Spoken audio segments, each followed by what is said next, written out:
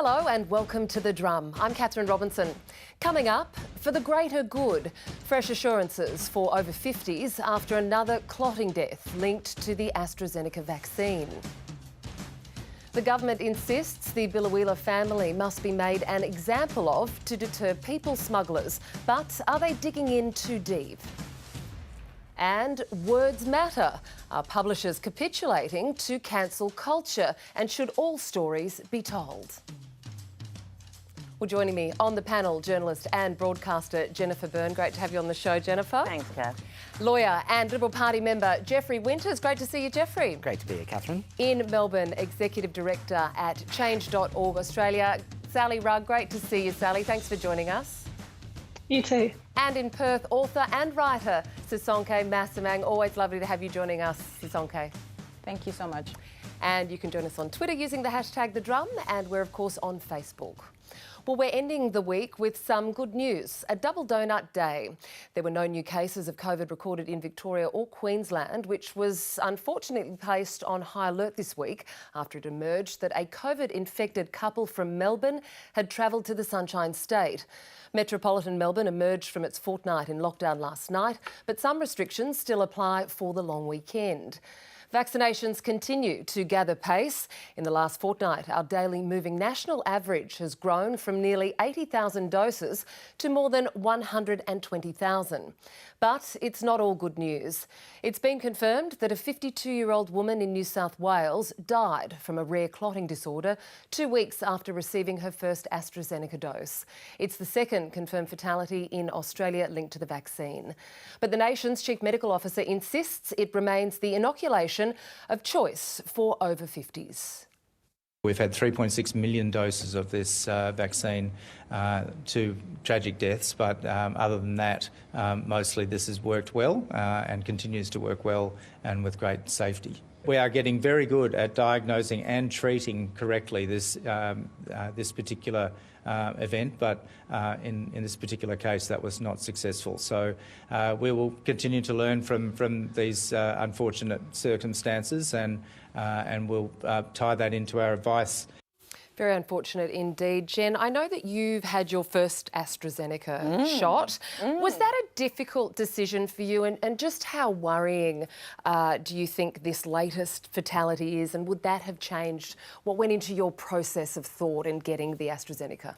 Look, I had the AstraZeneca shot and I'm scheduled for the other one in a month, 2 months, because I was travelling up to the Aboriginal lands. I was going up to East Arnhem and across to Tiwi Islands, and in fact I am meant to be there now. Right. Unfortunately, tragically, my travelling companions were Melburnians. Okay. So that's what happened. I had it for a specific purpose, and I think that I hadn't really intended to before then. Not for any political or philosophical objection. I just didn't. I mean, I didn't like the fact that there were these side effects, and I know it's 1 in 3 million, and my own GP told me you're just being silly. But you know, I think what I would really like to see is basically we're all in. I mean, not compulsorily, or it's voluntary as it was with mine. I went for a specific purpose. I'm not going to stop it now. I'll go and have the second one despite the disappointment of not being up north. But you know, I had some anxieties about it, I'll be honest. Would I have been able to have the Pfizer? I would have been in there like a shot. Well, we will talk about that choice and how I wanted Pfizer and a choice for not a choice for others. Sisonke, I believe you had your Pfizer shot today. How did that go? And what was the vibe where you got that vaccination? It was great. Shout out to Byrne for giving me my jab today at the Claremont Showgrounds. It was great. I'm happy to have a jab. Bookings opened on Monday. I got in online very quickly, and it was a pretty seamless process. It was very orderly, organized. I wouldn't say there was like a sense of euphoria, but you know, everyone was eager to be getting jabbed, and it worked really, really well. Geoffrey, just on this tragic fatality that has been linked that we saw today, you think that we need to sort of shift the conversation that we're having, this narrative around clottings, to be more about the risk matrix? Yeah, I think it's not just about the clotting. There's probably and highly likely going to be other risks that emerge. This is the most paramount at the current time. What are they? Well, we don't know. It's a new drug. I mean, if you asked what the pills' side effects were 60 years ago, we wouldn't have known. But what we do know now is that the clotting risk when taking contraceptive pills is about 5 times higher than taking this. Yet we've all, and I would suspect you have at some point in particular, advocated that young women engage in that medical process. So I do think it is slightly A, misplaced, and B, a bit distorted when it comes to risk. I think moving into the new world that we are, where COVID is present, it's not going anywhere. We've got to adjust ourselves as individuals and members of a collective, both nationally and globally, to think about our risk appetite and what we absorb. Every day we get into a vehicle and we drive. The risk of a car accident in a car is much higher than any side effect from this inoculation. Yet we introduced the seatbelt, which reduced the risk and still has a higher incidence of death associated with seatbelt failure than this particular vaccine does. Now, I must say, I'm enrolled for the other vaccine, so... See? Is that if I could swap with you, Jennifer, I would give you a chance, but unfortunately... You would swap. But would you, if you had the choice? I wouldn't care which vaccine I was given. Okay. The sooner we can get back to a normal world, which is what the vaccine pathway enables, I would get whatever vaccine I could get, unless there was an underlying... If I had an underlying health condition, I know people who do, and therefore can't. Yeah. We will bring in... Can I say, though, I think things people would feel very differently. I would feel differently. I mean, I did it, but if there was a concerted national program. Yes. I mean, so I don't want it to be an individual, oh, well, I have that one, and I have that one, and, you know... But you said it shouldn't be We'll bring in an expert to talk about this in a little bit of time, but before we bring our expert in, Sally, I'd like to bring you out from the cold there. Our CMO, Paul Kelly, said that there was 3.6 million doses, 2 deaths, still, whilst very tragic, still very rare. Do you think that's enough to give people confidence, and if not, what is? Like, full respect to the chief medical officer, but he isn't exactly like a beacon of inspiration. I watch the press conferences fairly often, and I never sort of finish feeling like, you know, like patriotic and inspired. And that's fine, because it's not the chief medical officer's job to like campaign the country to go out and get their jabs. Like, that's not his job, so that's fine. Just on the contraceptive pill point, though, I mean, and we could do a whole hour-long episode on this, but the reason why the contraceptive pill has a very high risk of blood clots isn't because they decided that that was fine. It was because there was what some people describe as severe medical negligence with regard to this particular drug. And that's not the case with these vaccines, which is the point. Like, every single one of these vaccines has gone through the most rigorous high standard of testing, particularly here in Australia, because we didn't rush. Take it? Well, if it's been through such a high standard, rigorous standard of testing, then shouldn't this conversation be mute based on Sally's last point? And we can bring one in right now. I'd like to introduce Professor at the University of Sydney School of Nursing and Midwifery and Visiting Fellow at the National Centre for Immunisation Research and Surveillance, Julie Leask. Thanks for hanging in there, Julie, and thank you so much for joining us. If we can just start with what has happened here with the death that we've seen associated with the AstraZeneca here. Just how big a blow do you think that this is to hesitancy?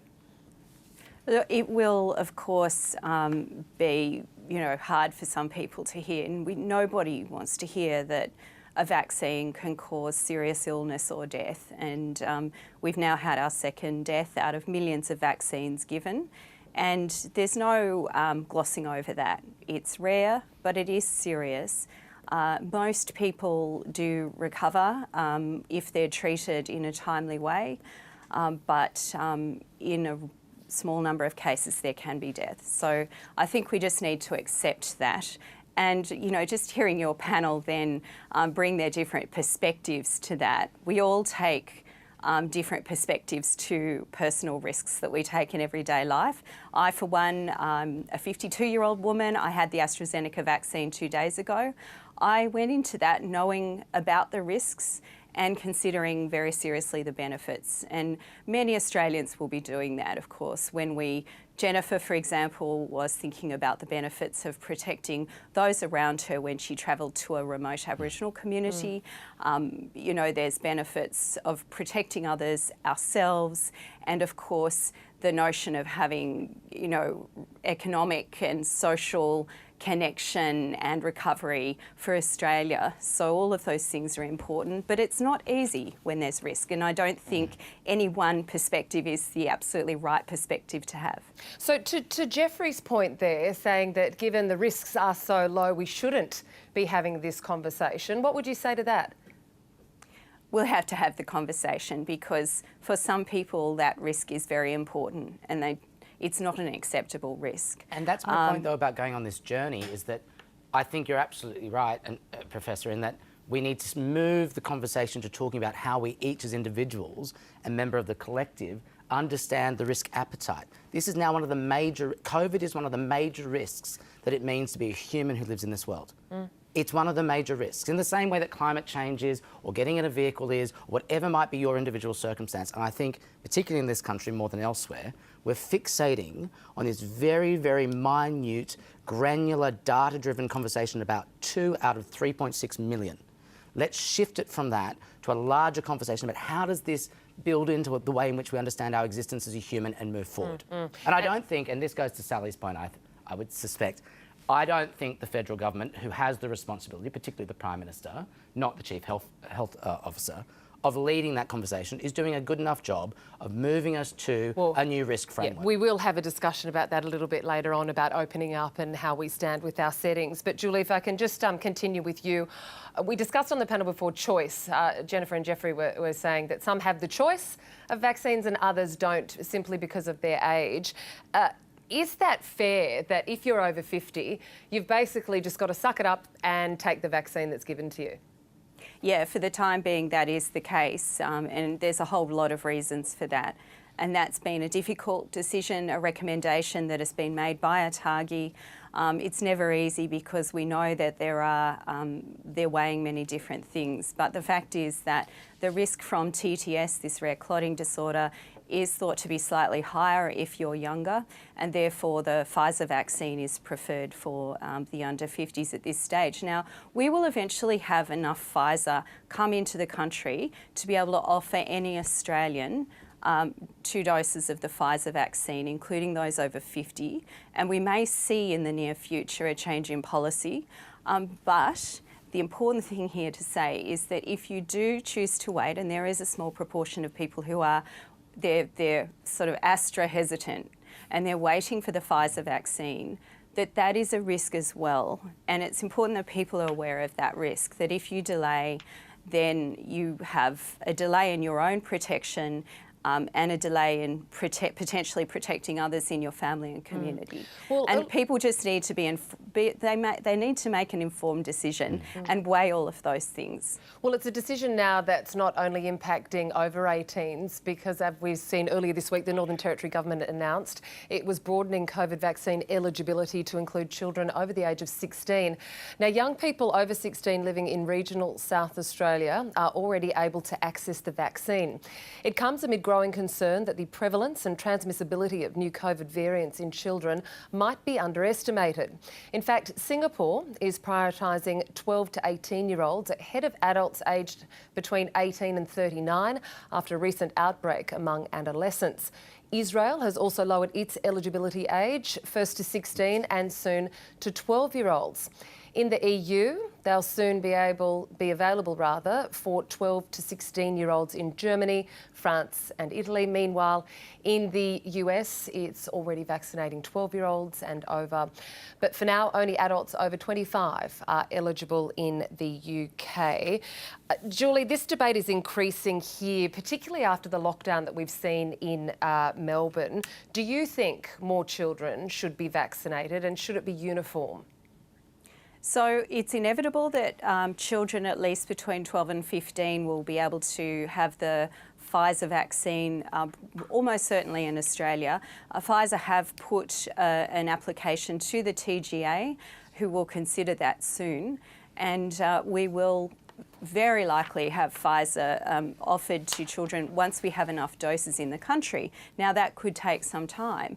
But so that means that we're likely to see an adolescent vaccination program for those 12 to 15-year-olds. That's a good thing, because even though children are at less risk of getting and spreading COVID, they still are at risk, and to be able to reduce their risk of spreading COVID to others is an important facet of providing the population protection that we need as we head into a phase where we're starting to open up our borders more and deal with the inevitable outbreaks that we will have once we do that.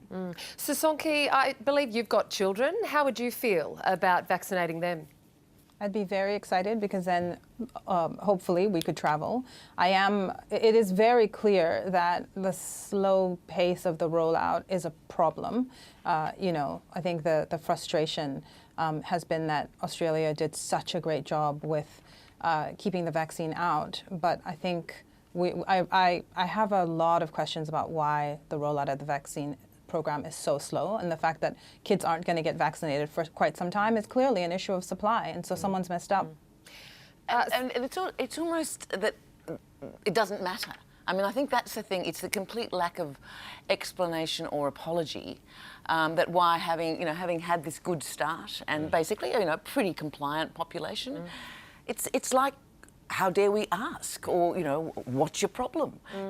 I find the complete lack of explanation for the hesitation, for the delays, inexplicable, and really a poor demonstration of leadership. What would you like to hear?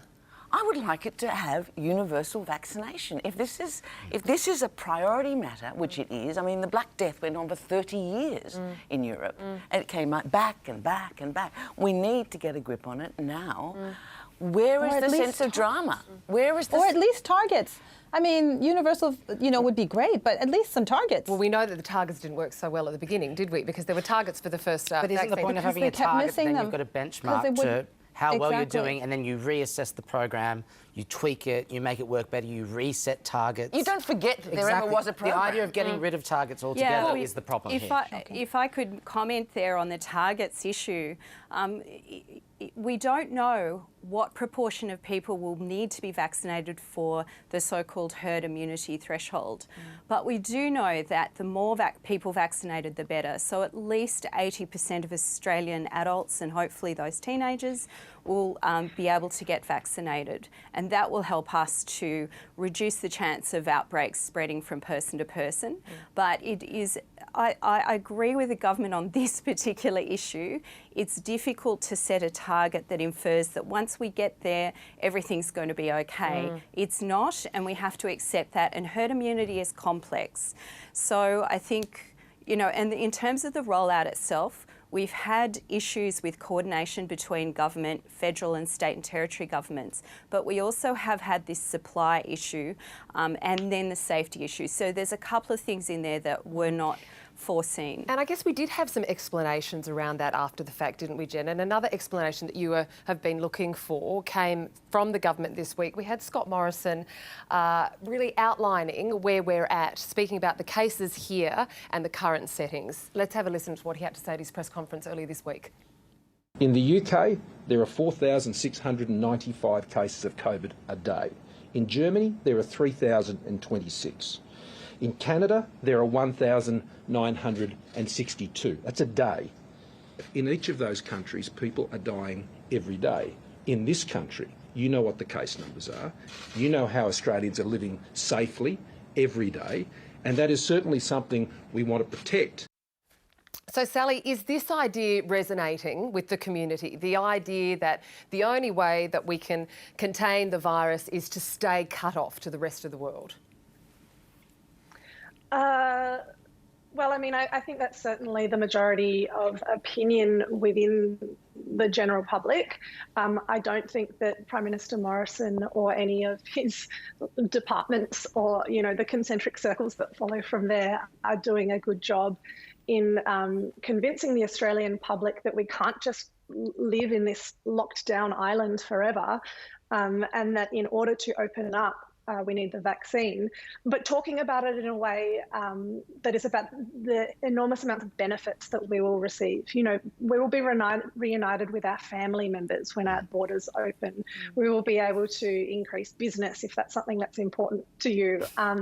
And, you know, like our industries in the arts and in sports, and it will thrive again. Like, these are the things that we need to be talking about, rather than, you know, that grab that you just showed of the Prime Minister. It's sort of like receiving a lecture from the grumpy school principal or something. I don't understand how that's meant to convince or inspire anybody. Jen, that idea there is that, you know, we're protecting ourselves now by staying locked down, but when is protecting ourselves and our current way of life at the risk of our future? Look, clearly all the time. And as I said, I wouldn't mind if there was a clear objective, and the objective was going to be something approaching or attempting universal vaccination. Okay, so there's herd immunity. That's one objective. The second objective is that we actually want to protect our economy. We want to maintain the sort of difference between the states. That we don't go for, you know, we have to recognise that there's not enough vaccines for everybody, but we change it. But what I'm not hearing is, what is the plan? Yeah. I mean, everyone will have a case like this, but just a tiny little instance. You know, I know a beautiful Ukrainian man, he's been here for 35 years. His 93-year-old mother is dying. I mean, I sort of want it. Just, we've all had cases like that. What is the hope for them, that they're going to travel because there's going to be universal vaccine, or they're going to just have to say they go? Well, I think some people are taking matters into their own hands, and we've seen that almost this week. We've got two groups kind of emerging in Australia, where those being really happy, being cocooned, at least for now, and political leaders are willing to indulge them. And then there's those who want to get vaccinated and are willing to bend the rules to get it done. Boomers had their chance. They didn't want it. I need to get back to eating squid in the Mediterranean, and we need the vaccines to do it. So, as we just saw there, Sisonke, you know, people are taking it into their own hands by using whatever method that they might, call it a loophole, call it sharing a hyperlink, whatever you like, but they're going and they're getting vaccinated. Is there actually anything wrong with that? They're taking the matters into their own hands. I think the most important thing about this phenomenon is that there is a clear demand. So again, this comes back down to this, you know, larger structural conversation we're having about the rollout. I don't think that the questions in front of us, no one is unclear about the fact that this is really complicated. You know, Australians are not stupid, and I think that having an appropriate set of campaigns, some communication that takes the nation into, you know, the government's confidence and says, like, this is what's at stake, you know, this is what's going to happen, I think would go a long way towards people not feeling like they have to take shortcuts. So I have no problem with the, you know, the Gen Zers or the alphas or whoever they are, you know, tired of boomer complacency, frankly. I think good for them. Yeah, well, and I'll just put that into context. That was a 30-odd-year-old at one of the Sydney vaccination hubs who was able to get that ticket. Sally, what do you think? Should people be able to do this? Well, I mean, this is not about, you know, an individual 31-year-old or anything like that. So I'm calling in from Melbourne, where we are technically out of lockdown, but it's raining, so like it's pretty much the same. But so we've just spent 2 weeks in lockdown again, and like that is really annoying. We've had our kid home. That's all frustrating, annoying, and terrible. But the most the worst part of it all is that we saw here in Melbourne coronavirus get into aged care homes again. And that is just completely obscene and unacceptable.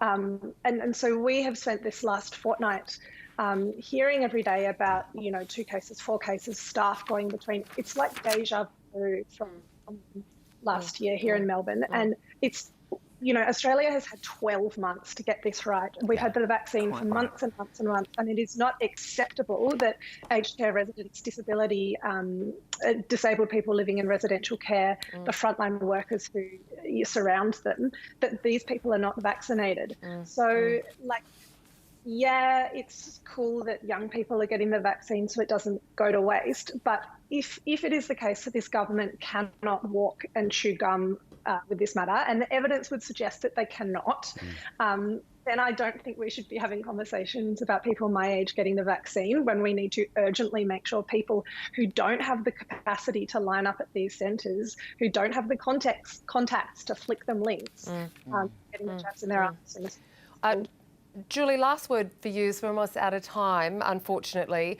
If we just look at living with COVID and what the future holds, we know that in the UK, it's almost being treated as like the flu now there, because the vaccination rates are so high. Do you think that we should adopt this approach? And I'll just repeat some statistics out of the UK for you. There were more than 12,000 cases of the Delta strain recorded last week, but only 126 of those infected needed to be admitted to hospital, and the majority were unvaccinated. Do we need to start looking at COVID differently and in the future, as it's here to stay, and that we can live with it? Yes, I think we do. Of course, we need to have high enough vaccination rates to do that at an acceptably safe level, but we need to find a balance. It's not going to be Fortress Australia, and it's not going to be open up and let it rip. It's going to be something in between, which strikes a balance, which means that people are safe, and safe enough, but we can also be a more open, secure society in the way we go about doing things. So next year, it's likely that we will be, at the same time as having many more people vaccinated, we will have more outbreaks of COVID, and we'll need to slightly shift the way we think about outbreaks, and less in terms of all this sort of forensic blame of whatever failures there have been, to an acceptance that this is our reality into the future, but that hopefully we will have high enough vaccination rates to tolerate that more and to reduce that risk of transmission from person to person. And of course, the people who are older, who are at greatest risk of dying or getting very sick, we hope that the majority of those people are vaccinated, if not all of them. Can I just the final word just on what Julie is saying? Also, that we have a degree of, if not comfort, then confidence that the government is administrating this, equitably.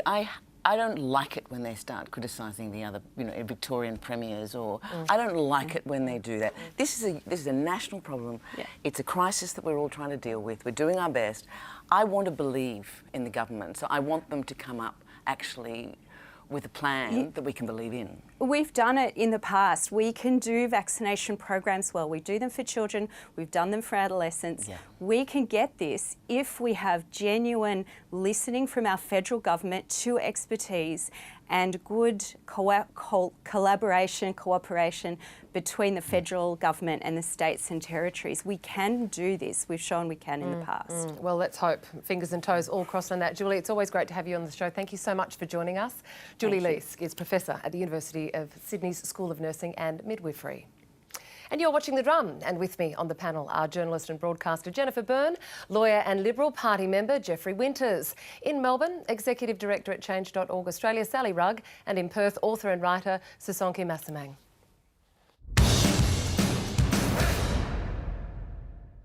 There are growing calls from the public, a former Australian Court Chief Justice, and within the Liberal Party itself, for a Tamil family of 4, known as the Biloela family, to be resettled in Australia.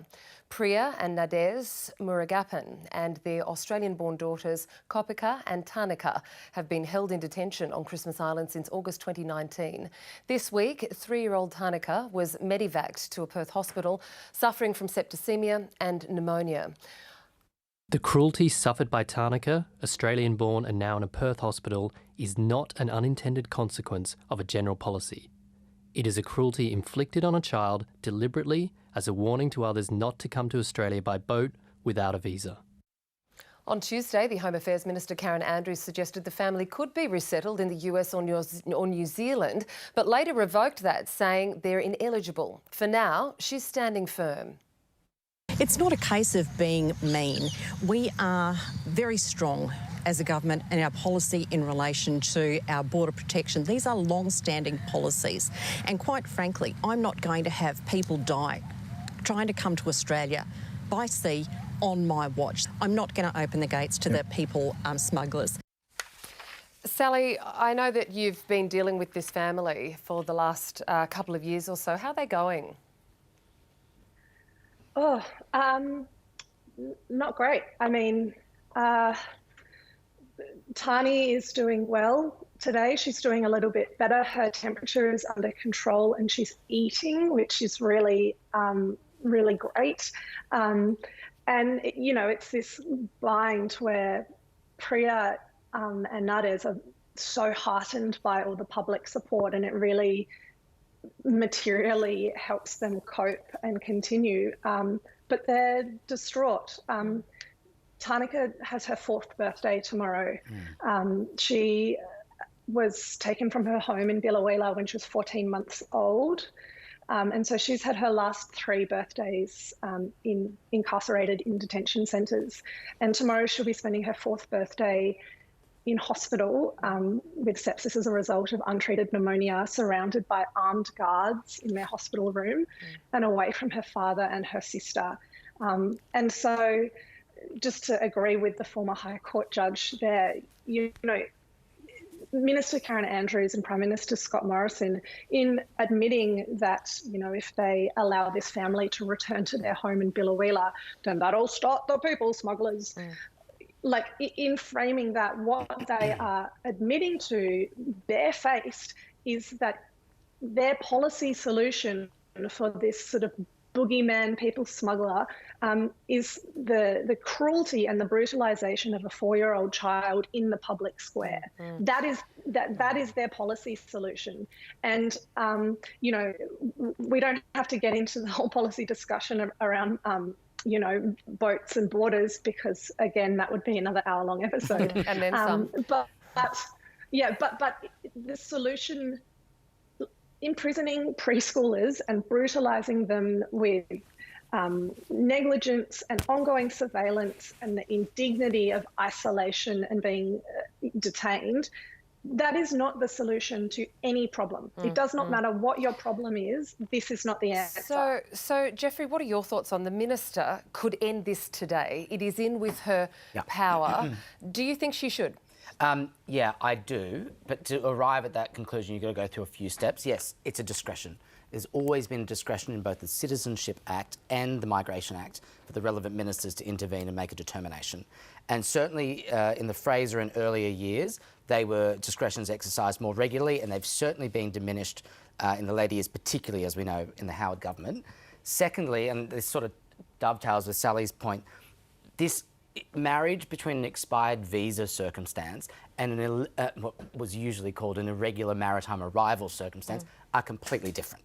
I think when you've got a family that are members of a community whose visa expire, that's extremely different to a boat arriving across the Timor Strait, and most ordinary Australians would understand that and see that to be two things that should be considered differently. So then that moves into the third thing. We've got a process whereby the minister, the tribunal and the courts can determine what's gone on. There's a determination they're not refugees. So legally, yes, the minister's right to say they shouldn't remain, but that invokes the discretion. And I guess the final point I'd make is, and this I agree with Sally just wholeheartedly, is that there was a policy put in place in this country which was very severe to deal with a particular problem, which was offshore arrivals via boats. We've solved that problem, and it's been solved for quite a while. It's been pretty much fixed. Now the question becomes, do we need to reconsider this large policy setting? And is it now time in which we can start to bring that policy back into a more focused, confined and largely, I would say, humane way of dealing with other circumstances? So instead of having this very big, broad, very brutal, like, look at this, it's a brutal consequence of a policy. I now think we're starting to see the benefit of the policy not outweigh the consequences of it, which was the justification at the beginning. And you mentioned there how... Sorry. Yes, Sally? Sorry, can I... sorry, I need to And then jump briefly, in. Sisonke, and we have to move on. Yeah, sure. This is not a consequence of a policy. This is the policy, and it is completely unacceptable. And Geoffrey, you're saying, yes, but, you know, here's four Of course it's the consequence of a policy. The policy is we don't let people stay. That's the policy, and this is the consequence. Like, that's how Let's listen it to works. Sally. So you listed out sort of 4 technical reasons about going back to Fraser and the exemptions, this and that. Like, none of this is complicated. And Karen Andrews saying, well, this isn't me being mean. This is mean. It's mean And it's not complicated. For over a decade, Priest orders should not be in every detention. party that has gone to an election in this country that has the capability of forming government, that is the Labor Party and the Coalition, has held a policy that is this policy. Now, I don't agree with it currently, and you don't either. But every party that is capable of forming government has gone to the election holding this policy. And I'm saying this is the consequence of that policy. But I'm also saying maybe this case highlights that it's time to reconsider that broadly accepted, electorally supported policy. Just one very quick thing, which is listening to Karen Andrews, it was like going back in time. We were talking before about COVID. Has she not noticed? Where are the boats? Yeah, exactly. Where are these boats full of refugees? And if indeed this family was granted coming. asylum, would that indeed start it up again, which is the whole premise of that argument. And Sisonke, before we move on, very briefly, you wrote about this, a piece in this week, saying long-term policy reform will only be possible when the public begin to challenge the false narrative that underpins Australia's attitude to refugees. I mean, can you unpack that a little bit for us? I think at root it is absolutely racist, xenophobic rhetoric that allows people to continue. Yeah, I think, as Geoffrey has just said, to put, regardless of whether it's Labor or Liberal, governments into power that continue with these policies. And what's underlying all of this is this notion that people will do anything to get to Australia, including endanger their kids. You know, so this is the thing that doesn't get said, but that is absolutely what is underneath the policy landscape. I think the most important thing in this instance this week, you know, my son is 10, and he and I went to the hospital yesterday to give flowers to Tarnika. And we left them at the reception. And I thought it was really important for him to do that with me and for us to make it clear so that other Australian kids can understand that no kid should be in detention. I think that is the bottom line here. No kid should be in detention. I think that's always an existential question and idea for all children living here in this free country, apart from situations like this. We do have to move on now, though, to something quite different. So, who gets to tell their own story? Well, interestingly, it's a question with no easy answer. In the last year, you will have heard stories about publishers cancelling authors' contracts after bad behaviour was made public. Often, it's being driven by staff who feel uncomfortable about working on certain titles. In April, more than 200 employees at Simon & Schuster in the US asked their employer to pull out of a 7-figure book deal with the former Vice President Mike Pence. By choosing to publish Mike Pence, Simon & Schuster is generating wealth for a central figure of a presidency that unequivocally advocated for racism, sexism, homophobia, transphobia, anti-blackness, xenophobia, misogyny, ableism, Islamophobia, anti-Semitism, and violence. This is not a difference of opinions. This is legitimizing bigotry. Well, other personalities who have seen their contracts cancelled after staff spoke out include Woody Allen and Milo Yiannopoulos. And all of this has led to a huge ideological split across the industry into those who believe it's wrong to amplify voices they disagree with and those who think confronting ideas that offend you is just part of the job. Everyone is very guarded around this subject and inclined to speak with incredible care. These days, it's all too easy to earn yourself the unshakable label of bigot. Also, too many areas of discussion feel like they're off limits, which should hardly be the case in an industry that disseminates ideas. OK, Jen, this is your lane. You've been a publisher before. It is my lane. It is why I'm here tonight. Would you publish Mike Pence? Would you publish Milo Yiannopoulos? Look, it would depend on the quality of the book. Right. I certainly wouldn't not publish them on the basis of I didn't like their views. That is, look, I find this really disturbing, and I would just like to say it's censorship, no matter how you dress it up. It is silencing voices with which you don't agree, and that is where so many of the great evils of history have begun.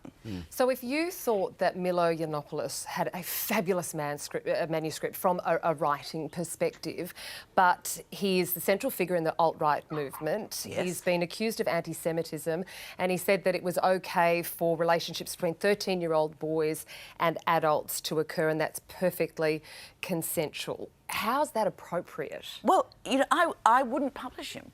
But that's not. But you just said before quality. No. But I'm not going to publish him on principle any more than I'd ban him on principle. Yeah, Do I value that author's work? Am I interested in what he does? The fact that, you know, Mark Twain was banned for Huckleberry Finn. I mean, Fahrenheit 451, the author of that was banned. The book about burning books. But burning books. Look, it is just. But to be direct, I wouldn't myself. I certainly wouldn't have a problem publishing Mike Pence. Okay. Absolutely not.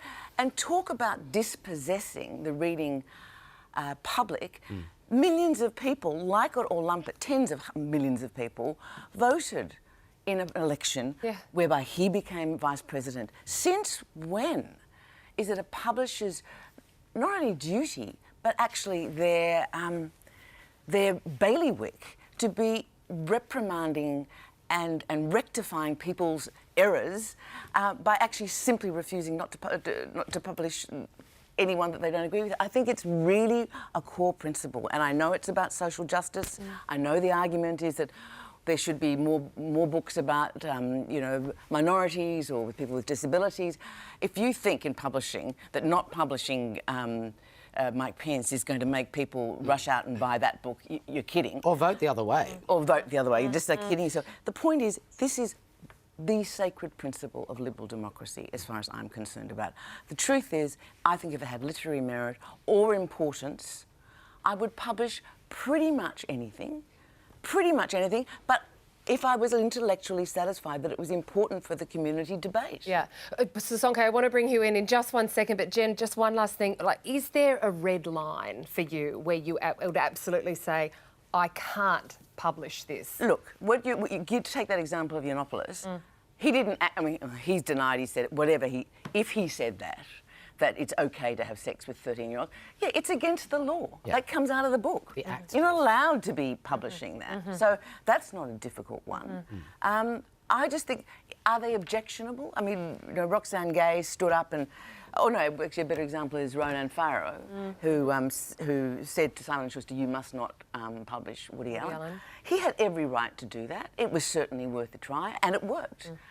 But I think, while finding Woody Allen's, I can't watch the movie now. I think the actions were reprehensible, the alleged actions, and even not just the whole circumstances were vile.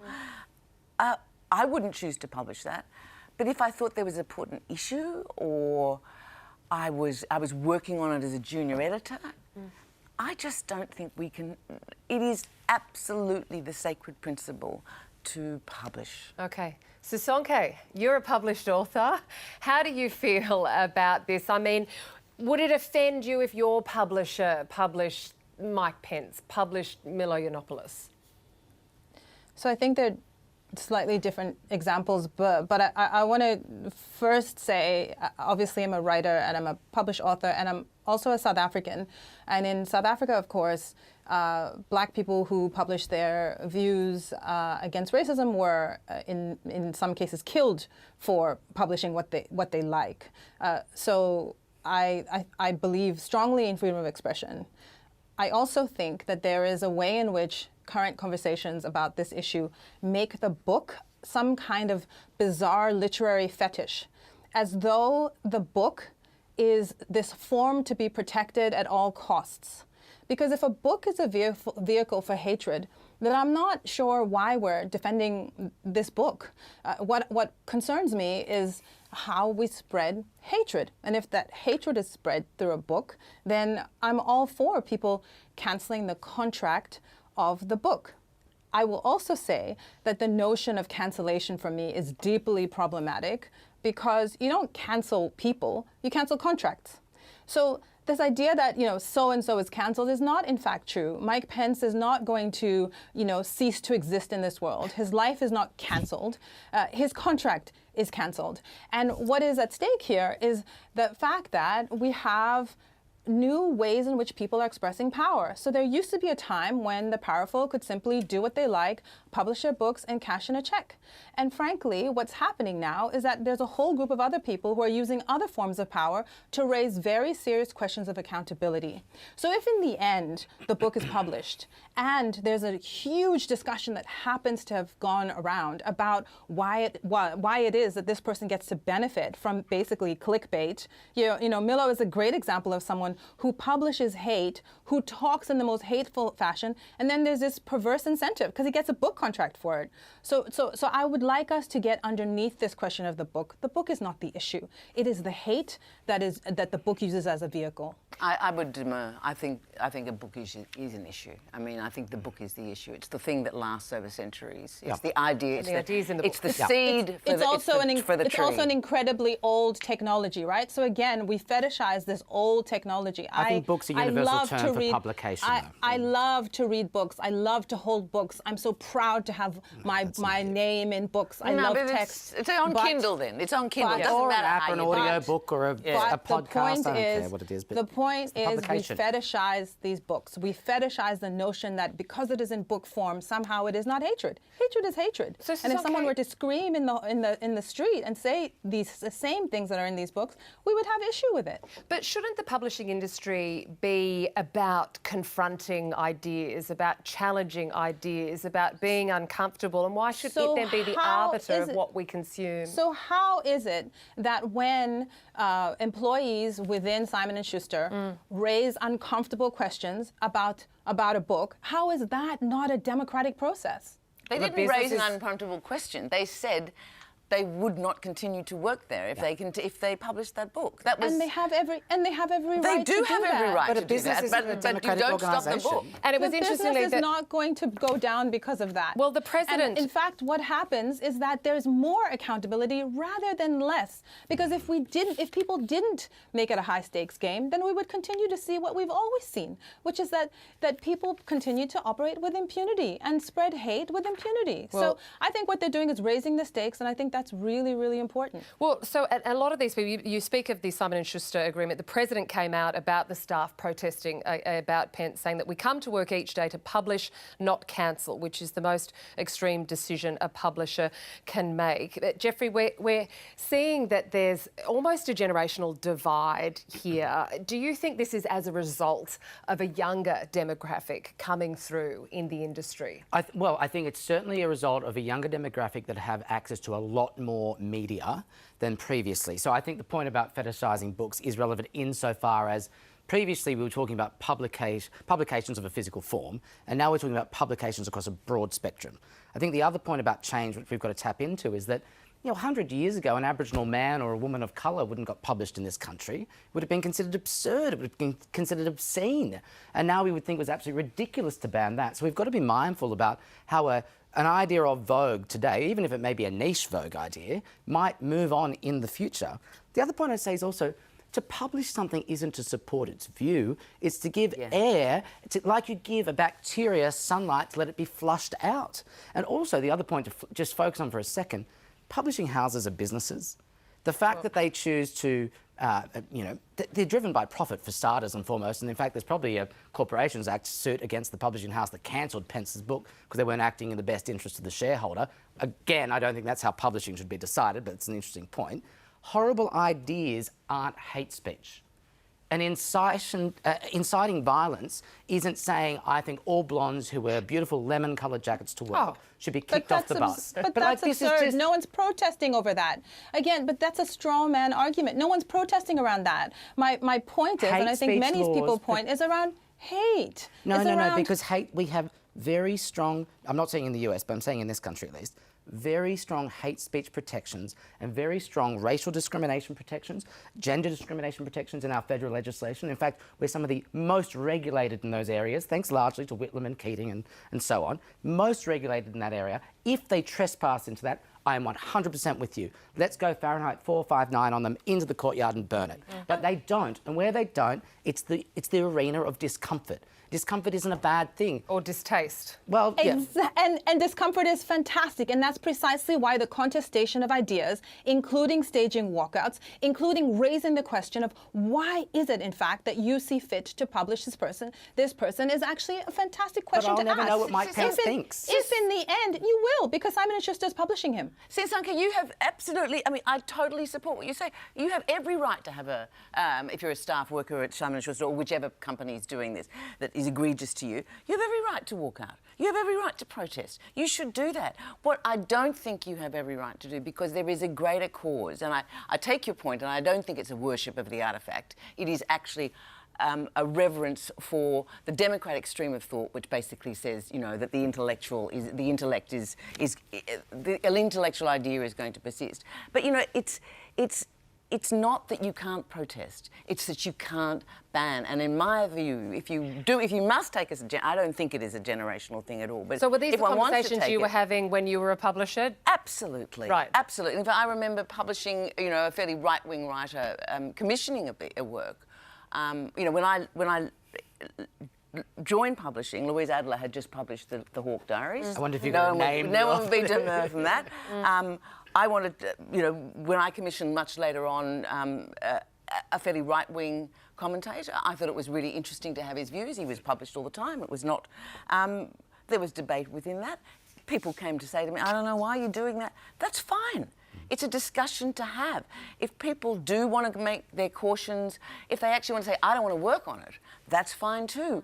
What I don't think you can do is stop it. And I really, truly believe that this generation, or whoever it is who is actually fueling this now, and ventilating is fine, but if you really are going to push this notion that if I don't like it, it shouldn't be seen, it shouldn't be published, which is what's going on, I think you will reap the whirlwind.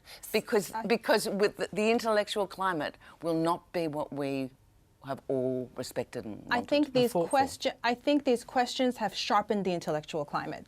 I think finding that there is accountability and things that would not have even occurred to mainstream publishing before, when those get raised as very sharp, very polarizing conversations, all of a sudden, those polarities were always there. What's different now is that people have different means of power to raise those questions, which never would have seen daylight before. So no, of course, ultimately, I'm not deeply invested in any book not getting published. What I am deeply invested in is that we not look at these debates as though they are anti-democratic, which is what actually tends to happen. They're deeply democratic debates about what matters, and most importantly, about accountability. Rarely do these people actually get cancelled. Their contracts may get cancelled for about 2 seconds, and they will come back, and everyone cools down, and they pop right back up, bigger than ever. Yiannopoulos these days? Where's Milo these days? Oh, look, I mean, he's a vile object at any time. Exactly. Vile Sally, hello. Hi. Hi. Hello. So, you know, I mean, this tension between, which we touched on earlier, profit and morality has been around for decades, obviously. Is it a case that a commercial imperative will not necessarily always prevail, but always have something to do in the decision-making process? Yeah, 100%. Like, I think there's been a little bit of a fetishization of publishers in this conversation as well. Like, publishers are not some sort of like holy amplification. You know, like publishers are businesses, the same as anybody else. Jennifer's pretty moral. She's above that. Don't you sneer. Publishers can and should publish whatever they like, but you know, as a business, they should also be aware that if they publish a book that everybody hates, it's going to be a flop. And if they publish a book that's full of hate, it's going to be really damaging to their brand. Yeah. And that's why publishers cancel contracts, not because they suddenly sort of see the error of their ways. It's because they think, oh God, like this is a huge brand risk for me now. And so I'm also a published author, and I'm published with Hachette. And it was actually Hachette who was going to publish Woody Allen's book. And I was really alarmed by that and really pleased to see Hachette in Australia come out and sort of make a statement saying like, we don't think, you know, we don't think it's appropriate that Hachette aligns our name with that name. And it's not that that book should never be published.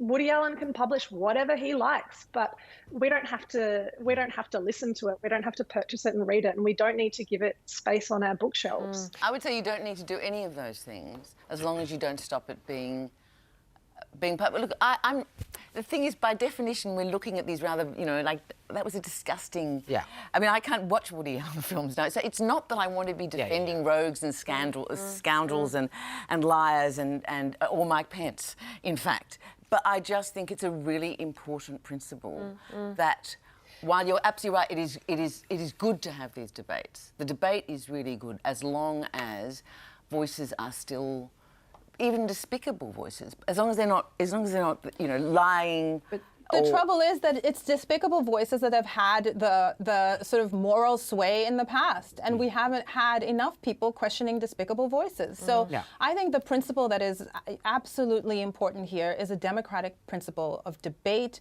discussion, dialogue, everybody's freedom of expression. And then if what ends up in the wash is that ideas are sharpened, made better, contracts of certain things that are egregious, we talk about climate science, whatever it is, if people are espousing things that are not in the public interest and enough people respond, absolutely. But can I give you an example? I mean, the first book show we ever did, the classic I chose was American Psycho by Bret Easton Ellis. And the reason I chose that was because I'd been to America and it was still, in fact, still in Australia, it's shrink wrapped. And the fact is, it was this really cutting critique of contemporary society, which I thought was witty, was being treated like some object of dirt. And it's still, to this day, if you go down to the local book mart or bookstore, it's still wrapped. It's wrapped up. Yeah, and that's what I'm talking about. You can say that it's not really offensive and it always gets a market. That book is tainted for many people and always will be. So I get yes, Sisonke? Yeah, I mean, again, I am a proud member of PEN International. Steve Biko died for this right. So I say this to give context. That is not a sort of, some fly-by-night idea that I arrived at. I think that there is an important contestation of ideas here, and that the language of cancellation in this debate concerns me greatly, and accusations of censorship, I think, concern me greatly, because none of us want censorship, but I think all of us want to be able to debate and discuss ideas, and that more people, rather than less, ought to have power in determining what the outcomes were. And where it used to be publishers alone sitting in their fancy New York high-rises, now everybody feels that they have a right to weigh in. And I think that's a great thing. And reputation plays a big part in this, and also reputational damage with publishers, because we are seeing a rise, as we've all agreed here, in this dissent of voices of what should and should not be published. Sally, I mean, what is left if publishers become afraid? Well, I don't think publishers are going to become afraid, but if publishers are afraid of printing books full of bigotry and hate, then I'm sure that they can use all that money that they would have spent on giving a grant to someone hateful and bigoted. They could use that money to commission other books. Which is what they said in the South when they banned To Kill a Mockingbird. It's full of bigotry and hatred. And that's on the syllabus in many Australian schools. So, be careful what you wish for.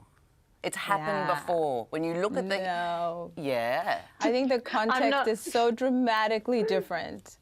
So yes, of course, we love to kill them. I don't know where we will be in the future, so we've always been mindful of where opinion goes. I'm more shocked by the fact that everyone at this table has published a book and I haven't. Oh, well, you're in good company because I haven't either. That's censorship at its best. Whether